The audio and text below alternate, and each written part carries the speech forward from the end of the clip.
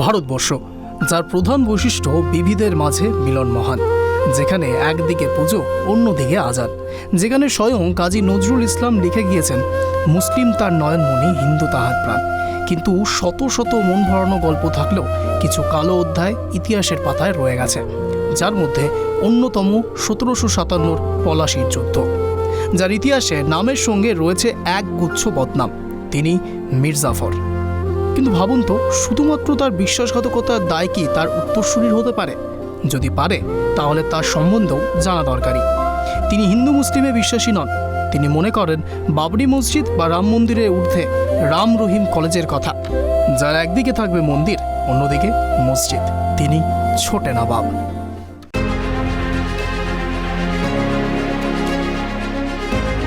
1757 সালের কথা নিশ্চয়ই হয়তো সবার মনে থাকবে, এবং সেই সময়তে বারবার করে যেই বাগবিতণ্ডা তৈরি হয় একজন মানুষকে নিয়ে, আজ তার এখানেই আমি রয়েছি। মীর জাফরের কথা নিশ্চয়ই সবাই শুনেছেন, সিরাজউদ্দৌলার কথা নিশ্চয়ই সবাই জানেন, এবং সেই সময়তে পলাশীর যুদ্ধ থেকে শুরু করে যে বাগবিতণ্ডার কথা বারবার উঠে আসে, যে যুদ্ধের কথা বারবার উঠে আসে, সেই মীর জাফর, যাকে নিয়ে ইতিহাসের পাতায় এক কালো অধ্যায় রয়েছে, সেই কালো অধ্যায়কে ঘিরে নানান রকম কথা, বিভিন্ন মানুষ বিভিন্ন রকম মতামত পেশ করেন, এবং মীর জাফরকে সবাই খারাপ চোখেও দেখেন। খারাপ চোখের এই ইতিহাস কেন তৈরি হয়েছিল, কি হতে পারে সেই বিষয়কে কেন্দ্র করে, এবং সেই মীর জাফর এবং সিরাজউদ্দৌলার মধ্যে আদতে সম্পর্ক কীরকম ছিল, বা সিরাজউদ্দৌলাকে পরবর্তী জেনারেশন, ঠিক পরবর্তী উত্তরসূরিরা কীভাবে দেখেন, সেটাও জানার চেষ্টা করব। আপনারা হয়তো অবাক হচ্ছেন যে হঠাৎ করে এই বিষয়ে কেন কথা বলতে শুরু করলাম। তার কারণ, আজ যেখানে আমরা রয়েছি তা একেবারে মুর্শিদাবাদে, এবং মুর্শিদাবাদের লালবাগে এক ছাপ রয়ে গিয়েছে। ঠিক শুনছেন, মীর জাফর, যাকে নিয়ে এত কথা হচ্ছে, তার উত্তরসূরিকে আমরা পেয়েছি। আজ একেবারে আমাদের ক্যামেরার সম্মুখীন হয়েছেন মীর জাফরের উত্তরসূরি। তার সঙ্গে কথা বলবো। তাকে সবাই ছোটে নবাব বলেই এখানে চেনেন। প্রথমেই আপনাকে স্বাগত জানাই ছোটে নবাব ট্রাইব টিভি বাংলার পর্দাতে। এবং আপনার পুরো নাম সৈয়দ রেজা আলী মির্জা। এই নামটা হয়তো অনেকেই জানেনও না, হয়তো এই নামটাও দর্শকদের উদ্দেশ্যে জানানোটা অত্যন্ত দরকারি। ছোটে নবাব যাকে বলা হয়, তার পুরো নাম তার মুখ থেকেও একবার শুনবো। আপনার পুরো নাম কি? My name is Syed Reza Ali Mirza. তো মানে কম্পিউটার যুগ, বড় নাম বড় নাম কেউ মনে রাখতে পারে না। যদি কোনো মানে হাইকমান্ড, মন্ত্রী হোক আর প্রধানমন্ত্রী হোক আর কোনো এমএলএ হোক, যে বেশি ভাষণ দিলে বলে লোকের দিকে দিকে তাকায়। আজকাল লোক আগে যেতে চায়, ফরওয়ার্ড যুগ। তার জন্য আমার নাম সৈয়দ রেজা আলী মির্জা।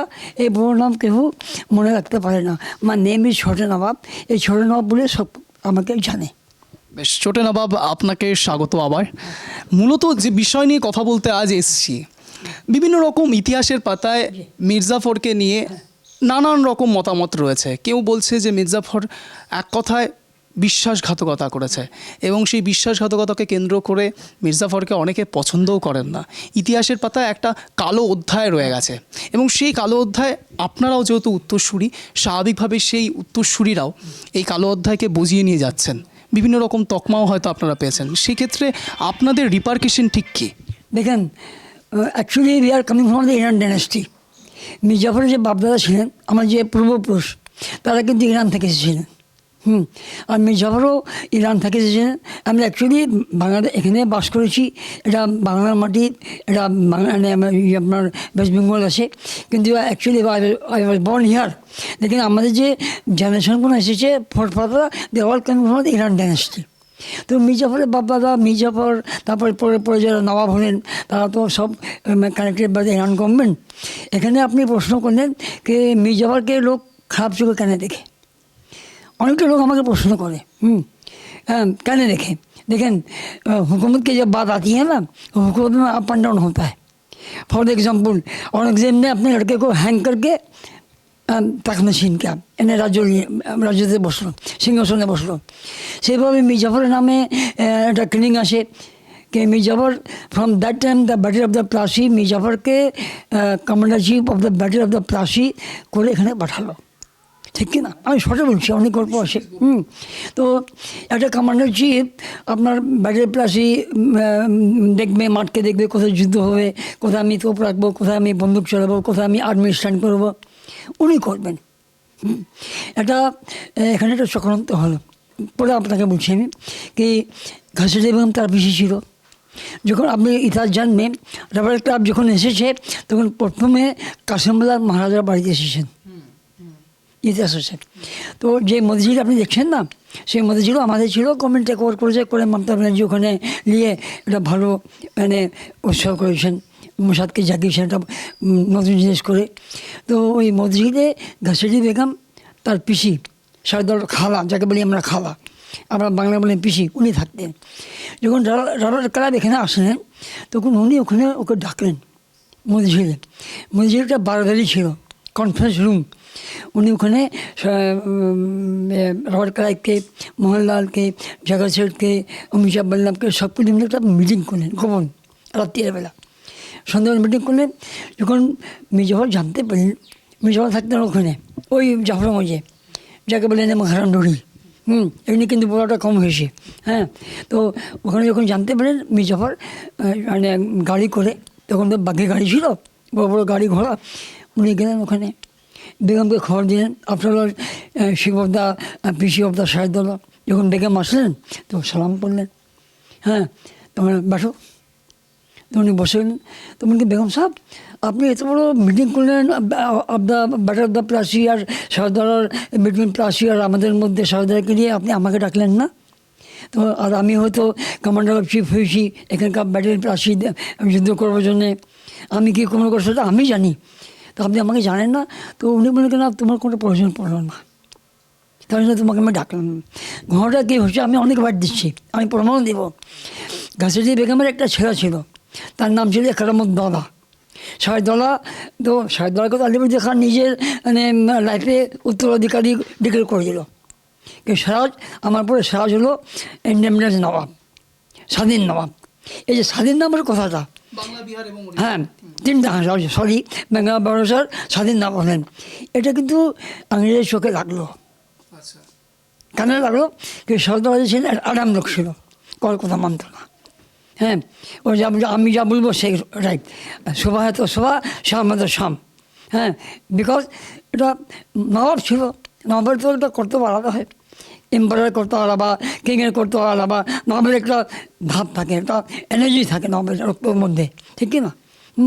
তো মানে ইংরেজ দেখলো কি আরে একে তো আমি দমন করতে পারবো না। অ্যাকচুয়ালি ইংরেজ পলিসি করলো কে না কে যদি হাত করে যায় তোমাকে ঘাসের জমিকে আনতে হবে। তো উনি ঘাসিম কাছে ইংরেজ সব মিটিং করলো, রড কালাই করে উনিকে আমার ছেলেকে তুমি নবাব করে দাও, শ্রদ্ধাকে সরিয়ে দাও। ঘাসির বেগম। হ্যাঁ, তো যখন মির্জাফর জানতে পায় তখন আপনি কী করছেন, আপনি কী করছেন?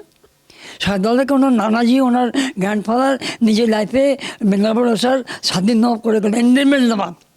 উনি কারোর মাথায় নবাব হয়েছেন না, কারোর মাথা পেতে আর কারোর হাত পেতে নবাব হয়েছেন না। কিন্তু আমার বাপ দাদা আপনারা ভরস অফ দ্য শাহেদুল্লাহ মির্জাফর তাকে নিয়ে 18 নবাবি করেছে, তার সাথে আমার দাদু করেছে বাসর Mirza, they all recognized by the British government except Shahedullah. হ্যাঁ, এই কথাটা ইংরেজের চোখে লাগলো।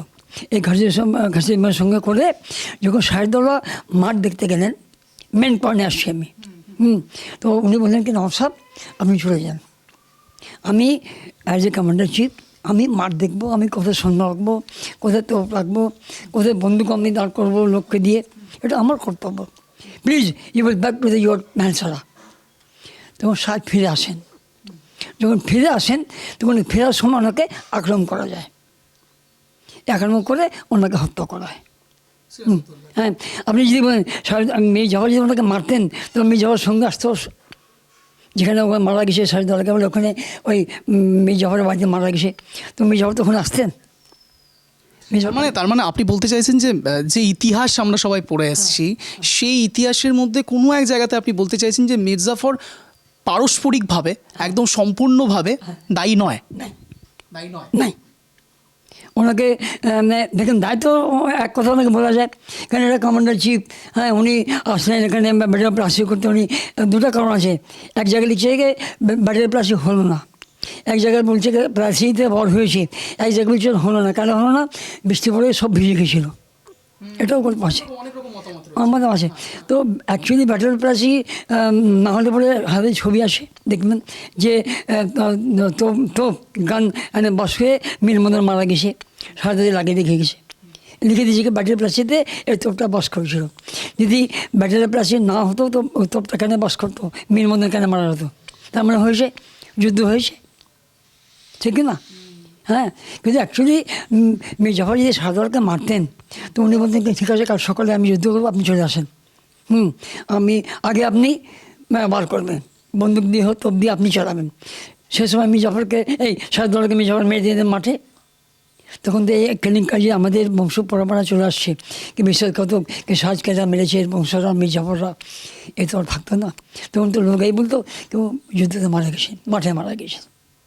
ঘটনাক্রমে একটা বিষয় উঠে আসে, সেটা হলো যে সিরাজউদ্দৌলাকে সম্ভবত কোনো একজন প্রজা ছিলেন তার কান কেটে দিয়েছিলেন তার রাজত্বকালে, এবং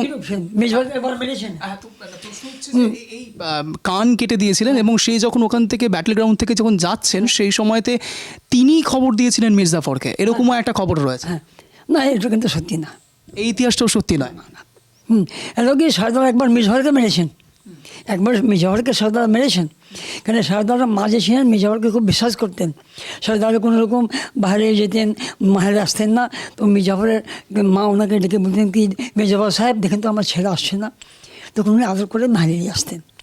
আপনি একটা ঘটনা শোনেন, শাহজালালকে মীর জাফর যদি মারতো সর্বপ্রজন করে দিত, এসব পাকান্ডা করে ছোটবেলা থেকে মানুষ করেছে, ইতিহাস আছে। হ্যাঁ, 18 বছর এই যে শাহজালাল মারা যায়। অ্যাকচুয়ালি আমি আপনাকে ঘটনা বুঝি, আমি প্রমাণ দেবো কি অ্যাকচুয়ালি শাহজালালকে হত্যা করার কারণ হলো কিছু অংশ মীর জাফরের ঘাড়ে চেপে গেছে কি এই যুদ্ধ করলো না, এই শাহজালালকে যে যুদ্ধ করতো শাহজালাল মানে মরতো না, একে হত্যা করা হতো না। অ্যাকচুয়ালি এটা না, অ্যাকচুয়ালি দায় হচ্ছে পিসি ঘাসিটি বেগম, আমি জানি। ঘাসিটি বেগম হচ্ছে মূলত দায়ী। হ্যাঁ, কেন ওই আমার ছেঁড়া নেওয়া হয় একরামুদ্দৌলা। আচ্ছা, তাহলে একটা একটা পুরো জেনারেশনকে বলা যেতে পারে, আমার একটা জেনারেশন, আপনাদের জেনারেশন, তার আগের জেনারেশন, প্রত্যেক জেনারেশন তাহলে একটা ইতিহাস সম্পূর্ণ ভুল পড়েছে। হ্যাঁ, ভুল। এটা এটা ইতিহাস ভুল পড়ানোর কারণ কি মনে করেন আপনি? হ্যাঁ, শোনেন আমার বাবা যে নবাব হলেন, আপনি ইতিহাসের সন্ধ্যে বললেন সাধারণ মরা পরে 18টা নবাব হলেন, কোনো নবাব আর পর্যন্ত কোনো ইতিহাস লিখলেন না কি শাহজালাল ওয়াজ রাইট, কি মীর জাফর ওয়াজ রং, কি মীর জাফর ওয়াজ রাইট, কি শাহজালাল ওয়াজ রং। লিখেছে কে? লিখছে রামপ্রসাদ, আমি রেজা আলী খান, আপনি, ইনি। কিন্তু লিখান থেকে হাজারে 3টা বই আসে, মসজিদ ও মুর্শিদাবাদ, গ্রিনস অফ বেঙ্গল আর খাজা মুস্তাকিম পার্সিয়ানে, এ কোনো গল্প নাই কি সাজকে কে মানলো, মীর জাফর ব্যাটল করলো না করলো, প্লাসি যুদ্ধ হলো, কোনো গল্প নাই। ওই গল্প আপনি লিখছেন, আমি লিখছি, আমার মুখ থেকে শুনছেন, সেই গল্প ব্যাটল প্লাসি মীর জাফর হত্যাকারী শাহজালালকে মেরেছে। বেশ অনেক কিছুই হয়তো জানা গেল, হয়তো আপনারা যারা যারা এখন পর্যন্ত দেখলেন এই ইন্টারভিউ নিশ্চয়ই বোঝার চেষ্টা করব। আমি হ্যাঁ, আপনাকে ইতিহাস বললাম, আমি কোনো উপরে বসে আমাকে একদিন মরতে হবে, আমি নিজের ফ্যামিলিকে বাঁচাতে চাই না, কিন্তু আমি আজও বলছি কি আমাদের ফ্যামিলি ভুল করেছেন কি সাহায্যে মরা পরে 18টা নবাবি করে গেলেন, কেন ওরা লিখলেন না? ওনারা জানতেন না কীরকম করে পুরো আসল আমার খানদানে আসবে কি মীর জাফরকে মেরেছে, বেশের ঘাতক আসে, কেন লিখলেন না? ভাই আমাদের দোষ আছে, আমরাও স্বীকার করি। যদি ওনারা ইতিহাসকে ভালো করে লিখতেন তো এই যে আমাদের গায়ে যে আঁচড়টা আসে এটা আর থাকতো না। ভুল আছে আমাদের। हाँ, এবার आप भूखों की बात बोलते हैं तो हम नहीं बोलेंगे कि मैं जब ने अच्छा किया शादी मार डाला, ये बात नहीं है। हुकूमत में अपना डॉन है, आप देखिएगा आपका भाई करेगा, भाई नहीं करेगा बाप करेगा। होता है ये संपत्ति के लेकर झगड़ा होता है, बाप के जब बड़े लड़के को संपत्ति देगा, छोटा लड़का आक्रमण करेगा, হ্যাঁ বাবা তুমি সবকে দিন আমাকে কেন দিল না? তো এতে ইতিহাস পরম্পরা চলে আসছে, এতে কোনো ব্যাখ্যা নাই। হ্যাঁ, তো সাজকে দিয়ে মীর জাফর মারতেন তো ছোটোবেলায় পড়াশি দিয়েছেন, এত আদর করে ওর মা ডেকে ডেকে পাঠাতেন সব মীর জাফরকে নিয়ে। হ্যাঁ, তখন তো শেষ করে দিতেন। কিন্তু আমাদের তো বললাম কি আমাদের বাবাটা খুব ভুল করেছেন কি কেন এটাকে নিয়ে আলোচনা করলেন না, আজকে আমরা ভুগছি বসে। বেশ একটা জিনিস নিশ্চয়ই আপনারা বুঝতে পারলেন যারা এতক্ষণ পর্যন্ত দর্শক দেখলেন, মীর জাফর যে ইতিহাস তৈরি করে দিয়ে গেছেন, যে ইতিহাস আমরা এতদিন ধরে পড়ে এসেছি, সেই ইতিহাসের বাইরেও কিন্তু অনেক পাতা রয়েছে, যে ইতিহাসের দিকে কেউ হয়তো সম্ভবত তাকাতে চায় না। আজ ট্রাই টিভি বাংলা প্রথমবার এই ইতিহাসের পাতাটা একটু উল্টে দেখতে এসছে, এবং মির্জাফরের বংশধর তিনি সরাসরি যে কথা বলছেন যে তার বংশধর এবং তিনি যে বংশধর তার আগে যে পূর্বপুরুষরা ছিলেন তাদের দিকেও আঙুল ওঠাচ্ছেন। মূলত যে বিস্ফোরক কথা যে ইতিহাসের পাতায় হয়তো নেই, বর্ণিত নেই, কিন্তু উঠে আসতে পারে যে মির্জাফর আদতেও দায়ী নয়, তিনি বিশ্বাসঘাতক নন। এই যাবতীয় জিনিস আরও ডিটেলসে জানার চেষ্টা করব। আপনি ছোটো নবাব, আপনি যদি একটু আসেন, আমরা একটু দেখার চেষ্টা করব, বোঝার চেষ্টা করব আশপাশটা। আপনি এখানে, আপনি যতদূর আমরা জানি যে আপনি সিরাজউদ্দৌলার ছবিও রেখেছেন আপনার বাড়িতে, আপনি যদি আপনার নিজের হাতে বা আমাদেরকে একটু যদি আপনার দর্শকদেরকে যদি একটু দেখান। আমি অনেক ছবি রেখেছি। হ্যাঁ, আমি তো বিশ্বাসঘাতক কেন আমি রেখেছি ওনাকে? আমি না রাখতে পারতাম, এখানে মির্জাফর ছবি লাগিয়ে দিতাম কেন? আমাকে প্রশ্ন করে কি আপনার ছবি কেন রাখিয়েছেন? আমার দেখেন, ওনার নাম ছিল মনসুর আলী খান আর সাজিদুল্লাহ, নবাব সাজিদুল্লাহ। আমার নাম হচ্ছে সৈয়দ রাজা আলী মির্জা, আর আমার নাম হচ্ছে ছোট নবাব। আমি এই মাটিতে স্বাধীনতা ত্যাগ করবো, আমারও এখানে কবর হবে এই মাটিতে। উনি এখানে স্বাধীনতা ত্যাগ করেছেন। হ্যাঁ, আপনার হিস্ট্রিতে কী হয়েছে, ইতিহাস কী বলছে আমি জানি না, ওনার মাটি এখানে হয়েছে, উনি এখানে স্বাধীনতা ত্যাগ করেছেন, আমিও স্বাধীনতা ত্যাগ করবো, তার জন্য ওনাকে আমি শ্রদ্ধা করি আজ নবাব বলে। এখানে লেখা রয়েছে, তরুণ কমল দয়ার আধার বাংলার সেরেনার, ভাগীরথী যার শোকে শুকায়েছে পলাশী প্রান্তর, চিরস্মরণীয় যে নামের সাথে, বেগম সুফিয়া কামাল। ইনি কে? ইনি এটা ছিলেন, আমি একটা উৎসব করেছিলাম, উনি এটাকে আমাকে প্রেজেন্ট করছিলেন একটা কনফারেন্সে। তো এরকমও তো যারা দর্শক দেখছেন, এতদিন হয়তো আপনি এই প্রশ্নের সম্মুখীন হয়ননি, বাট আমি প্রশ্নটা করতে চাইছি, এরকমও হয়তো হতে পারে যে আপনারা আগের যে দৃষ্টিভঙ্গি, আগের যে ইতিহাস, সেই ইতিহাসটাকে পালা বদল করবার জন্য বা নিজেদের একটা ভালো ইমেজ তৈরি করার জন্য সিরাজউদ্দৌলার ছবি রেখেছেন। না, এ না, এরকম না, মানে মানে মূলত আপনি খুব ভালো প্রশ্ন করছেন আমাকে এরকম করে কি আপনি নিজেকে বাঁচাবার জন্য ছবিটা লাগিয়েছেন। কি আপনাকে বিশ্বাসঘাতক না বলে? আমার না, আমি এখানে পার্ক করে দিয়েছি, দেখবেন পার্ক আছে, চেয়ারম্যানকে বলে আমি এখানে পার্ক করেছি, ইনি পার্কটা করছেন হারদের পিছনে, আমি বারণ করে সামনে করলাম কি না, এটা ঐতিহাসিক নবাব মেন্ডেমের নবাব। হ্যাঁ, এনার পার্কটা আপনি এখানে করেন, 10টা লোক দেখবে ফ্রন্ট অফ দ্য গেট। আমি 3 জুলাইতে সারদোলা এখানে অনুষ্ঠান করি, আমি ওনার কবরও যাই, খুশবাগে যাই, মালা দান করি, চাদর চড়াই, আগরবাতি চড়াই, ফাতিয়া পড়ি। কেন পড়ি? কেন পড়ি? মানে আপনি মন থেকে সিরাজউদ্দৌলাকে খুব ভালোবাসেন। ভালোবাসি। এই যে আমার যে আসরটা আসে, হ্যাঁ, লোক জানবে কি আমি একটা নবাব পরিবার মির্জাফরের আমি মানে বংশ, আমি ওনাকে রেসপেক্ট করছি। কেন করছি? কোনো ভেদাবাদী নেই কি আমি করবো তো আমার নাম ছড়ে যাবে, মির্জাফর বেঁচে যাবে, আমি বেঁচে যাবো, সেটা না। উনি নবাব ছিলেন, আমি নবাব, ও সেই এখানে ত্যাগ করছে, আমি করবো কেন? ওর শ্রদ্ধা করবো না কেন? আমি ওগুলো করবো না। আমার এই আরো আরো আরো অনেক ছবি রয়েছে, একটু যদি আমাদের সঙ্গে পরিচয় করান। সৈয়দ বাসফানি মির্জা, এনার কর্তব্য কী আছে, এই মশার 3 দিন পাকিস্তান ছিল। এনার বিচারে 18 আগস্টে আমি অনুষ্ঠানটা করি, এনার বিচারে এই মোসাদ 18 আগস্টে ইন্ডিয়াতে আসলো। এটা অনেক গল্প আছে সময়।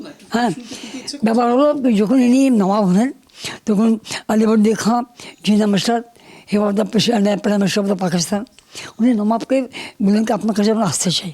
তখন তো ডিভিশন হলো না, 47-এ মোসাদ এরকম খুলনা কিছু পার্ট ছিল। হ্যাঁ, ইন্ডিয়ার মধ্যে এটা একেবারে এরকম ছিল। তখন পাকশিতে একটা মিটিং হয়, এই পাকশিতে আমাদের বাড়ি আসে এটি ভাব। তখন শর্টে বলছি, আলিবর্দী জিনা মাস্টার বললেন, ওর ইয়ে ছিলেন আপনার নিজেজি বসেছিলেন, শরৎচন্দ্র বোস বসেছিলেন, উনি ওর সঙ্গে ছিলেন, ওর ক্লাস ফ্রেন্ড। হ্যাঁ, তো ওনারা বললেন কি নবাব সাহেব আপনি এটাকে পাকিস্তান করে দেন, আপনি এখানকার নবাব আছেন, আপনি ওদিকে ইস্ট পাকিস্তান, এদিকে মশা যদি পাকিস্তান হয়ে যায় তো এটাকে ওরা কি ভেবেছিল এটাকে রাজধানী করবে। ইস্ট পাকিস্তান আর যে করাচি রাজধানী হয়েছে, আগে সে ইস্ট পাকিস্তান এখানে ঢাকা হয়েছে, ওনার উদ্দেশ্য ছিল কি এটাকে আমরা রাজধানী করবো। তো আমার নানাজি বললেন, আমার গ্র্যান্ডফাদার, আপনারা বললেন বাংলাতে দাদু, আমার বলি নানা, মায়ের বাবাকে। হ্যাঁ, তো আমার দাদু বললেন কি ঠিক আছে দেখতে হুম ম্যাম। মিটিংয়ে শেষ হয়ে গেলো, চলে গেলাম। তো নিজে কানে ওনার কথা বললো কি আপনি ডিসিশন নেবেন? হ্যাঁ, আমার দাদুকে বললো হ্যাঁ বলো। বলে আপনি তো এখানে বর্ণ হয়েছেন, আপনি তো এখানকারই সন্তান, এই মাটিতে আপনি একটু মাটির খেয়াল রাখবেন। এই বক্তব্য সাহিত্য সরি নিজে আওয়াজে মানে মুখ থেকে শব্দটা উনি বলেছিলেন। হ্যাঁ, আর সেই শব্দকে আমার নানা কিন্তু বাজায় রেখেছেন। উনি এই ভাষণ এসে বলেছিলেন। হ্যাঁ, ওখানে কী হলো কি আমার মামা ছিল খুব পলিটিক্যাল ম্যান, কাজী মির্জা। উনি জনতার এমপি হয়ে মারা গেলেন। উনি মুসলিম লীগের লিডার ছিল তখন। তখন কংগ্রেস আর মুসলিম লীগ খুব জোর ছিল। উনি মুসলিম লীগ লিডার ছিলেন। উনি কলকাতা থেকে এসে এখানে ডিক্লেয়ার করে দিন 15 আগস্টে কি আমার বাবা অসুস্থ, আসতে পারবে না। আমাকে বাবা পাঠিয়েছে অন বিহাফ মাই বাবা। আসতে মিটিং করলো, করে বললো মুশারফ পাকিস্তান হয়ে গেল। 3 দিন পরে এখানকার যে ডিএম সাহেব উনি আমার দাদুকে রাত্রি 9টার সময় ফোন করলেন কি ইউর এক্সেলেন্সি মুশারফ কি হ্যাজ বিন ডিক্লেয়ার পাকিস্তান। মনো বল ইয়েস নবাব সাহেব 3 days হ্যাজ গন। 3 দিন হয়ে গেল মুশারফ হয়ে গেছে পাকিস্তান। ফোন রেখে দাও। ফোন রেখে দিল। আমার দাদু রাজ্যপালকে ফোন করলো, ভাইসরয়কে, তখন ভাইসরয় লাট সাহেব বলে যেত গভর্নর। আপনার আমার রাজ্যপাল, তখন ভাইসরয় লাট সাহেব গভর্নর বলে যেত।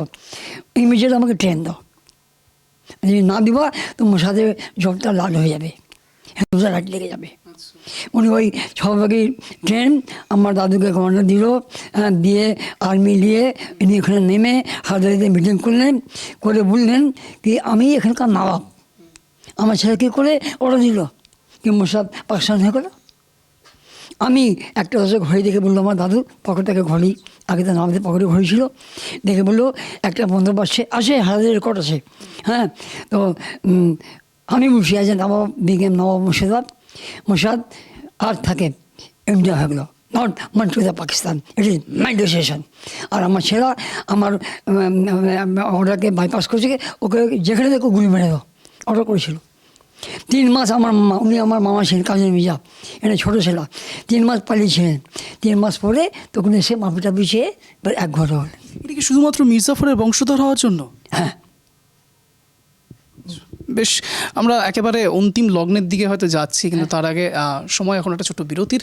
ফিরছি বিরতির পর, কোথাও যাবেন না, দেখতে থাকুন এক্সক্লুসিভ মির্জাফরের বংশধর।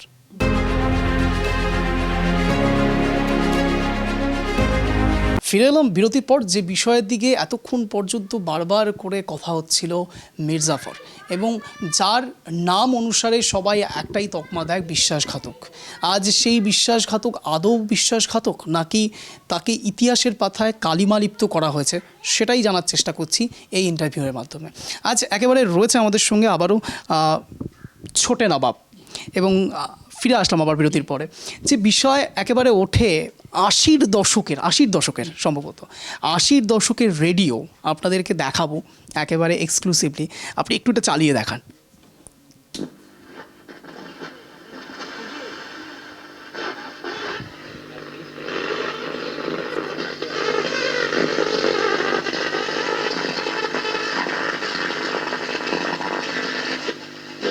Surprised with this, then they're obviously going to be unhappy. But I guess if this becomes the norm, if every chair in the cinema is now going to be able to... আপনারা শুনতে পেলেন নিশ্চয়ই, একেবারে রেডিওটা বাজছে 80-র দশকের, এবং এখনও আপনি এটা রেখেছেন যত্ন সহকারে, মানে কোনো মেনটেনেন্সের জন্য বা কিভাবে কি করেন এগুলো?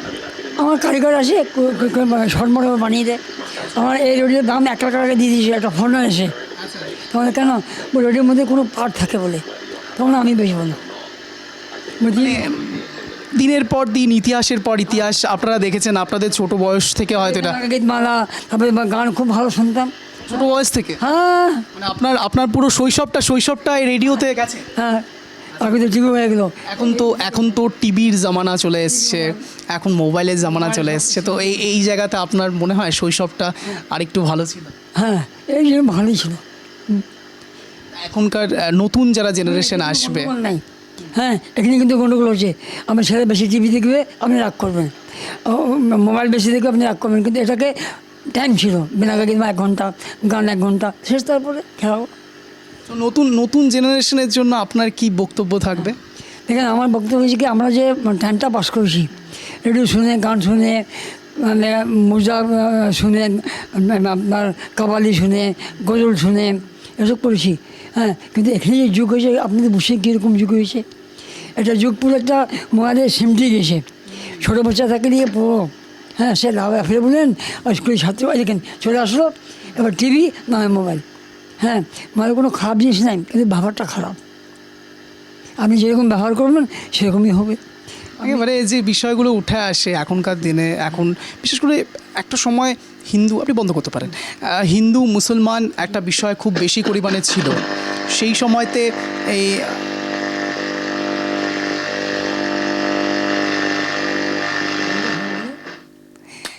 হিন্দু মুসলমানের একটা বিষয় ছিল, সেই ক্ষেত্রে বারবার করে যেটা ওঠে যে এই শুধুমাত্র মির্জাফর এই শব্দটার ওপর বেস করেই কিন্তু খেয়াল করে দেখবেন, হয়তো আপনিও শুনে থাকবেন যে মুসলমান সম্পূর্ণ জাতিটাকে, ইসলামকে এক প্রকার বলা হয় বিশ্বাসঘাতক শুধুমাত্র মির্জাফরের জন্য। কোথাও একটা কি হিন্দু মুসলমান এইভাবে সত্যি পার্থক্য করা যায়? যে না, আমরা যেখানে বাস করি নবাবের মাটির দেশ, সবাই তাকে নিয়ে একবার লাস্ট মির্জাফর বংশ বলেন। এই জায়গাটা আমাদের কিন্তু কোনো মেলমেলাপ আছে, খুবই মেলমেলাপ। আমি গ্র্যান্ডসন, নবাবের গ্র্যান্ডসন বসে মেজর, আমি পুজো প্রেসিডেন্ট, দুর্গা পুজো প্রেসিডেন্ট। হ্যাঁ, এই সামনে পুজো দেখছেন তো, এই পুজোর যে ল্যান্ডটা আছে আমার দাদু গিফট করেছে, আজ ওখানে পুজো হয়। আমি পুজোতে অঞ্জলি দিতে যাই, আমি পুজোতে দুর্গা পুজোতে আমি অ্যারেঞ্জমেন্ট করি। আমার পুলিশ আইসি বলেন, ওসি বলেন, আমাকে দেখলে পরে চলে যাবে, শোনো আপনি দেখে নেন। হ্যাঁ, আমি পুজো পুরো লালবাগ ঘুরে বেড়াই কি আমাদের শান্তিভাবে পুজো হোক। এখানকার আমাদের হারমোনি পিস, আপনি বিশ্বাস করবেন কি আমাদের এখানকার মা বোন যারা আছেন পুরনো, তারা 10 দিন মাথায় তেল দেন না, মাছ খাবেন না, মরমে শোক পালন করেন। হ্যাঁ, এখানে হিন্দু ছেলেরা আগুনের মাধ্যমে নামে, জঞ্জির মারে। তো এই যে আমাদের ভালোবাসা, নট করছে হিন্দু আর মুসলিম, নট করছে মির্জাফর আর সারিদারা। হ্যাঁ, আমরা এই লালবাগের মাটি এই যে আসে, আমি তো চিন্তা করি কোনো ভলে নাই, কোনো ভলে কোনো জায়গা নাই।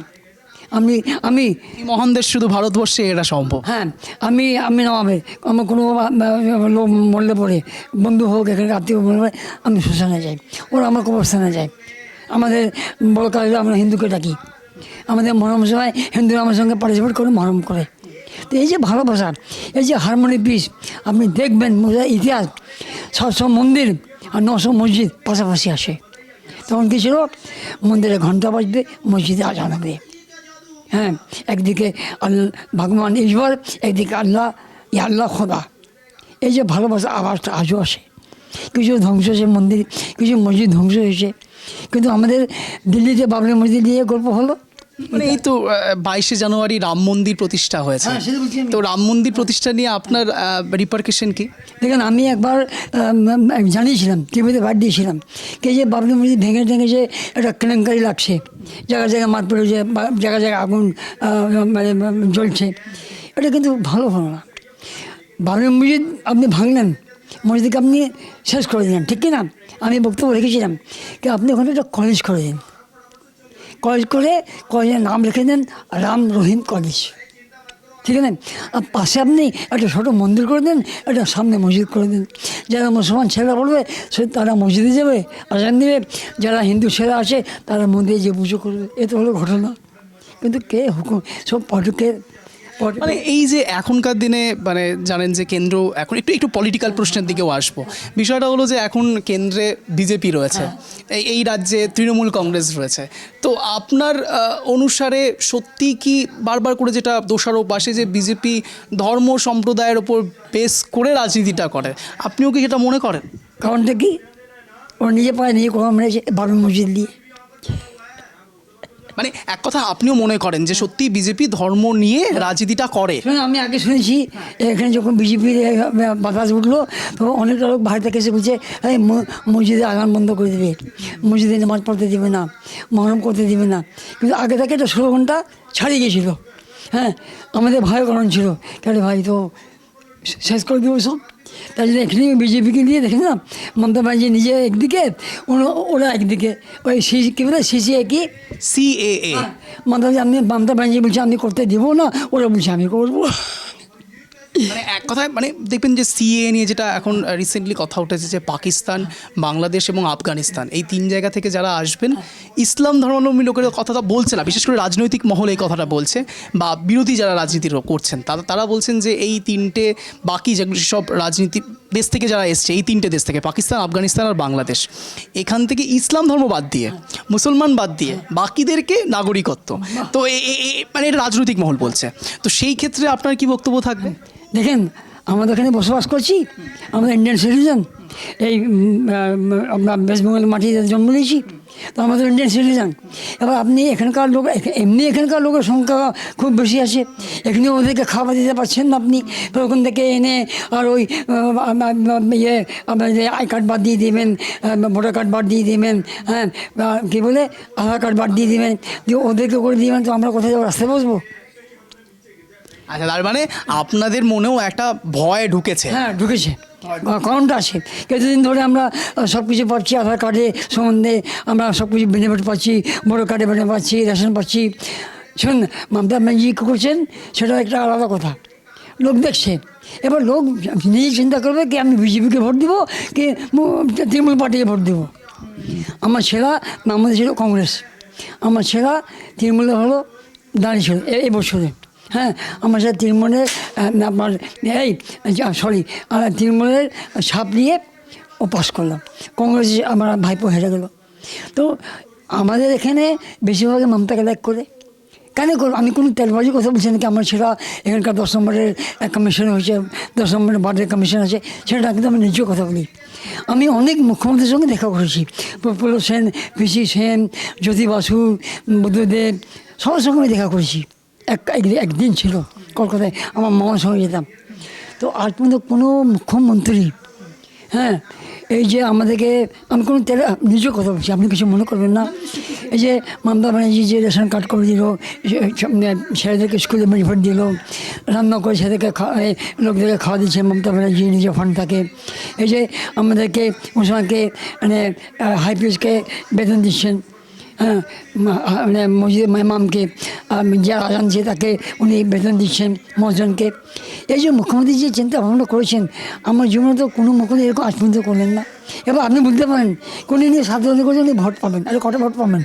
তো উনি যে কাজ করছেন জনগণের, শুনেন, ভোটের নির্ভর যে আসে পাবলিকের উপর আসে, সে বিজেপিকে ভালোবাসবে, বিজেপিকে দেবো ভোট। আপনি যে বিজেপিকে ভোট দেন, হাত ধরে আপনাকে বলবো আপনি দেন না, আপনি তৃণমূলকে ভোট দেন, তো আপনি তো বললেন কি আপনি পাগল হয়েছেন?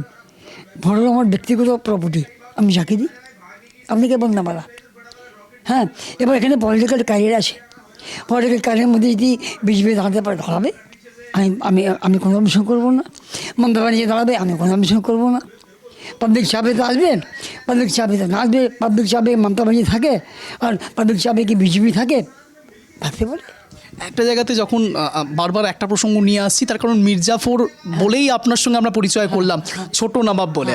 তো সেই ক্ষেত্রে তৃণমূল কংগ্রেসের ক্ষেত্রে নানান রকম কথা আসে, মমতা বন্দ্যোপাধ্যায় সম্বন্ধে নানান রকম কথা আসে। সেই ক্ষেত্রে আপনিও এক প্রকার ইনডিরেক্টলি, পরোক্ষভাবে মমতা বন্দ্যোপাধ্যায়ের সম্বন্ধে গুণগান গাইলেন বা বললেন তিনি ভালো কাজ করছেন, আপনাদের সম্বন্ধে ভাবছেন। তো সেই ক্ষেত্রে যদি এখন যারা ইন্টারভিউ দেখবে তারা যদি বলে যে মমতা বন্দ্যোপাধ্যায় মির্জাফরদেরকে সাপোর্ট করছে, সেই ক্ষেত্রে আপনার উত্তর কী হতে পারে? শোনেন, মির্জাফরের এখানে বংশ আছে, সামান্য আছে, 1000-1500 হবে, পুরো পশ্চিমবঙ্গের মধ্যে আরও সব আছে। তো আমাদেরকে নিয়ে এখানে কথা করবে কি আপনাকে আরও তো সব কাস্ট আছে, হিন্দু আছে, জৈন আছে, মারবাড়ি আছে, তাদেরকে বলতে পারে না, তো আমাদের এখানে বলবে। একেবারে যে আরও যে বিষয়গুলো উঠে আসে, সিএ প্রসঙ্গ উঠছে, দিনের পর দিন বিভিন্ন রকম রাজনীতিক আঙ্গিনা আপনি দেখেছেন, আপনি বলছেন প্রফুল্লচন্দ্র রায়কে দেখেছেন, জ্যোতি বসুকে দেখেছেন, সবাইকে দেখেছেন, বুদ্ধদেব বাবুকে দেখেছেন। আমার প্রশ্ন এখানে একটা জায়গাতে, একটা সময়তে আপনাদের পূর্ববর্তী যে জেনারেশন ছিলেন তারা নবাবী আমলে বাস করেছেন, রাজত্ব করেছেন, এক একটা জায়গা ধরে ধরে বাংলা, বিহার, ওড়িশা, স্বাধীন নবাব বলা হতো সিরাজউদ্দৌলাকে। সেই অনুসারে আপনাদের পূর্বপুরুষ দেখেছে নবাবী আমল, আপনারা দেখছেন রাজনৈতিক আমল। নিশ্চয়ই আপনারা গল্পগুলো শুনেছেন এতদিন ধরে, দুটোর মধ্যে পার্থক্য কিভাবে করেন বা আপনাদের কি মনে হয়, রাজনৈতিক পরিকাঠামোটা সঠিক নাকি নবাবী আমল? নবাবের একটা আলাদা ছিল ভাব, নবাব একটা নবাব হবে যে রুল করবে, তার উপরে কেউ বলতে পারবে না। এখানে ডেমোক্রেসি, হ্যাঁ এখানে তো মমতা একা কিছু করতে পারবেন না, একটা কথা আছে ইংলিশে, মেজরিটি মাস্ট বি গ্যারান্টেড, ঠিক আছে না? তখনও মেজরিটি ছিল, কিন্তু মেজরিটি যে পাওয়ার ছিল সে নামার মধ্যে ছিল। নামা যে চাবে সে মেজরিটি করবে, তার উপরে আঙুল উঠাবে না। কিন্তু এখানে মমতাজি কিছু করছে, ও বিজেপি চালাচ্ছে, আর বিজেপি করছে, মমতা বিজেপি চালাচ্ছে। বেশ, একেবারে অন্তিম লগ্নের দিকে এসেছি। এবার শুধু একটা কথা আপনাকে বলতে চাইবো যে আপনি বিভিন্ন রকম, আপনার প্রথমেই শোনার চেষ্টা করলাম যে আপনি এই এলাকার সম্বন্ধে সিরাজউদ্দৌলাকে নিয়ে নানান রকম অনেক কিছু চান, উন্নয়নের দিক থেকেও আপনি অনেক কিছু চান। তো সেই ক্ষেত্রে প্রশাসনকে এবং যারা দেখবে আমাদের এই দর্শকদের উদ্দেশ্যে ওয়ান লাইনারে আপনার বক্তব্য রাখুন। বুঝলেন? হ্যাঁ হ্যাঁ, না ওরা ভালো রকম করে, আমাদের কোনো জব করে না। আমাদের কাছে যে মেল আমাদের কাছে ভালোবাসে, হারমোনি পিস, তারা আমাদের থানা বলেন, ডিএম সাহেব বলেন, আর আমাদের আশি সাহেব বলেন, এসডিও সাহেব বলেন, এসডিও সাহেব বলেন, এরাও কিন্তু আমাদের সঙ্গে থাকেন। তাদের উদ্দেশ্যে কোনো রকম কোনো বার্তা, যারা আমাদের দর্শক দেখবেন আপনাকে, তাদের উদ্দেশ্যে কোনো বার্তা? হ্যাঁ, মানে আমি নিজে থানা, আমি পদে আসি থানা, মানে নাগরিক কমিটি, আমি প্রেসিডেন্ট। থানাতে কোনো অনুষ্ঠান হলে আমাকে ছুটে দেয়, আমি যাই, পার্টিসিপেট করি। পুজো হলে আমাকে ডাকে, মহরম হলে আমাকে ডাকে, বেড়া হলে ডাকে, ঈদ হলে ডাকে, বকর হলে ডাকে, তারপরে রাত যাত্রা হলে ডাকে, মিটিং করি আমরা বসে। ধরো আমি একা না, আরও সব গ্রাম থেকে সব মুসলমান ভাইরা সব আসেন, এখানকার বড় বড় যারা হিন্দু ভাইরা আছে ওরাও আসেন। আমরা বসে আমরা সব আলোচনা করি, কিনা শান্তিভাবে করি, সব কিছু হোক, মহরম হোক, ঈদও হোক, বকরিদ হোক, মা দুর্গার পুজো হোক, মা কালী পুজো হোক, আমরা চাই শান্তি। আমি নিজে চাই শান্তি, আমি কোনো বিবেক চাই না। থাকলে ভোটের কথা, সে ভোট পাবলিক বুঝবে কাকে মহারাজা করবে, কাকে মহারানী করবে। মমতাকে মহারানী করবে তো ওকে দিবে ভোট, আর মোদিকে যে মহারাজি বাসা করবে, নবাব করবে তো ওকে ভোট দিবে, ভাঙবে। তখন আমার দোলা ভাই ব্রাদারলা খুব ভালো পোয়েট ছিল, নবজানি মির্জা। সেই নবজানি মির্জা আমাকে একটা কবিতা দিয়েছিলেন। আমি কিন্তু ক্লাসিক্যাল জানি, তো ক্লাসিক্যালের উপরে আমি একটা ওকে সেট করেছিলাম। হ্যাঁ, করবো, শুনে আপনি। भारत माता को प्रणाम, भारत माता को प्रणाम, ऐ माँ तुझको सलाम, भारत माता को प्रणाम। हिंदू मुस्लिम गोरे काले, हिंदू मुस्लिम गोरे काले, सब हैं तेरी गोद के पाले, सब हैं तेरी बात पे मरने वाले, माता को प्रणाम, ऐ माँ तुझको सलाम, भारत माता को प्रणाम। तेरी छाती धर्म समंदर, तेरी छाती धर्म समंदर, जिसकी मौजे मस्जिद मंदिर, दोनों की है गूंज बराबर, दोनों की है गूंज बराबर। अल्लाह अल्लाह ईश्वर ईश्वर, अल्लाह अल्लाह ईश्वर ईश्वर, माता को प्रणाम, ऐ माँ तुझको सलाम, भारत माता को प्रणाम, ऐ माँ, ऐ माँ, ऐ माँ।